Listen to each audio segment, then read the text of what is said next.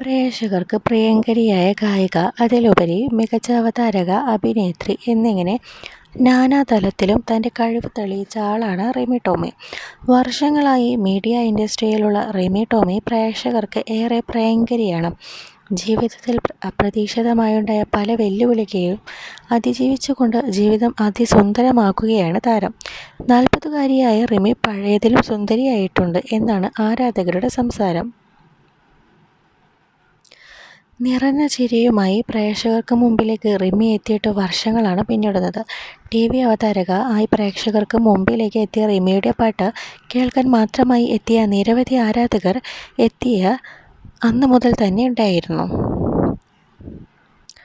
തനി പാലാ സ്റ്റൈലിലുള്ള വർത്തമാനത്തിൽ കൂടിയാണ് റിമി പ്രേക്ഷകരെ കയ്യിലെടുത്തത്. അന്ന് മുതൽ ഇന്ന് വരെ റിമി മലയാളികളുടെ സ്വന്തം താരമാണ്. ലാൽ ജോസ് സംവിധാനം ചെയ്ത മീശമാധവൻ എന്ന ചിത്രത്തിലൂടെയാണ് റിമി ടോമി ചലച്ചിത്ര പിന്നണി ഗാനരംഗത്തേക്ക് കടന്നുവന്നത്. ചിങ്ങമാസം വന്നു ചേർന്നാൽ എന്ന് തുടങ്ങുന്ന ഗാനമായിരുന്നു റിമി ആദ്യമായി മലയാള സിനിമയ്ക്ക് വേണ്ടി പാടിയത്.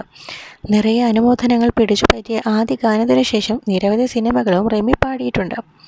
അവതരണത്തിലും ആലാപനത്തിലും മികവ് തെളിയിച്ച റിമി അഭിനയത്തിലും തിളങ്ങി. ജയറാം നായകനായി എത്തിയ തിങ്കൾ മുതൽ വെള്ളി വരെയാണ് അഭിനയിച്ച ആദ്യ ചിത്രം. ചിത്രത്തിൽ ജയറാമിൻ്റെ ഭാര്യയുടെ കഥാപാത്രത്തെയാണ് അവതരിപ്പിച്ചത്. പിന്നീട് അഭിനയത്തിലേക്ക് അധികം എത്തിയില്ലെങ്കിലും റിയാലിറ്റി ഷോ ജഡ്ജായ റിമി സജീവമാണ്.